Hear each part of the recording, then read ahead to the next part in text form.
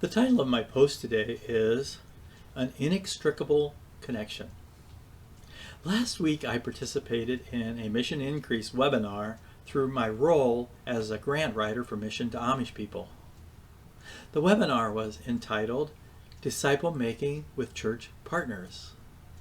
The gist of the webinar was how nonprofits like Mission to Amish People can partner with churches to become effective together to make disciples. One of the leaders of the webinar was Caleb Kreider, the Director of Program Innovation. He said something that struck me. He said that the Great Commandments, which are 2, and the Great Commission are tied together, and one cannot exist without the other. In my 46 years of being a Christian, one thing has always bothered me.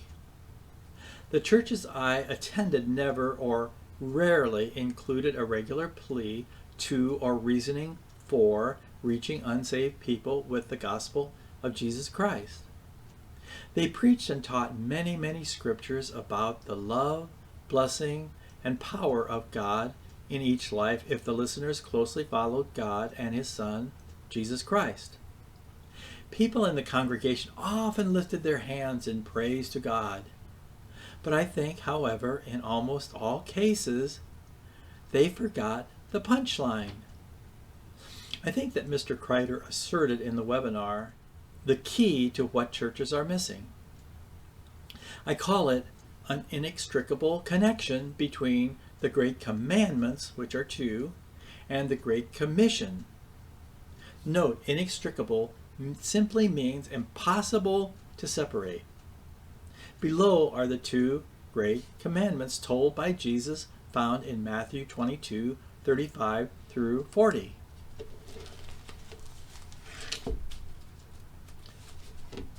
And one of them, an expert in the law, asked a question to test him. Teacher, which command in the law is the greatest? Jesus said to him, Love the Lord your God with all your heart, with all your soul, and with all your mind. This is the greatest and most important command. The second is like it. Love your neighbor as yourself. All the law and the prophets depend on these 2 commands.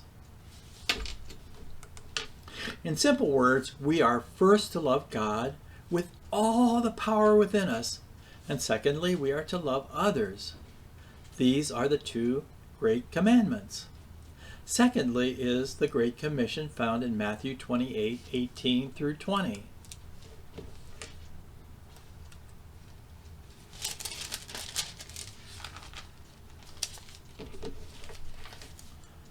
Jesus came near and said to them, the disciples, All authority has been given to me in heaven and on earth.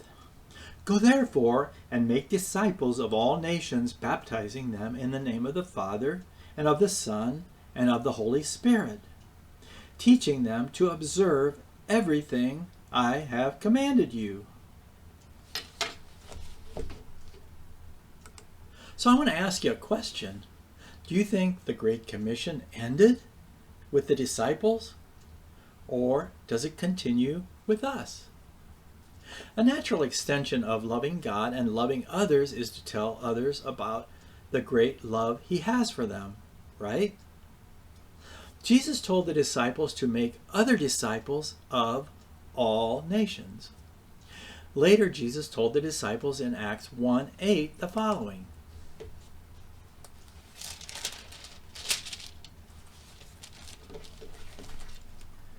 But you will receive power when the Holy Spirit has come on you, and you will be my witnesses in Jerusalem, in all Judea and Samaria, and to the end of the earth.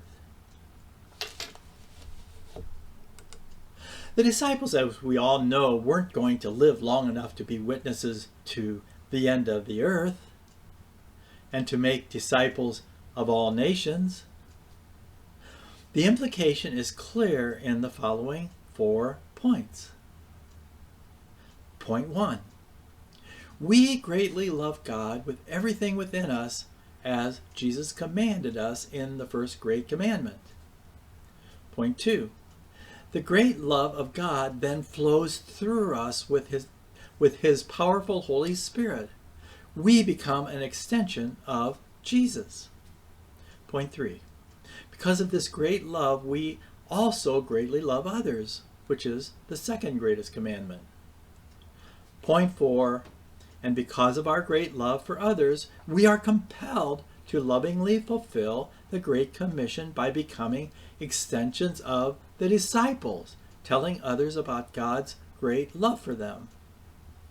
The conclusion is that there is an inextricable connection between the two great commandments and the Great Commission.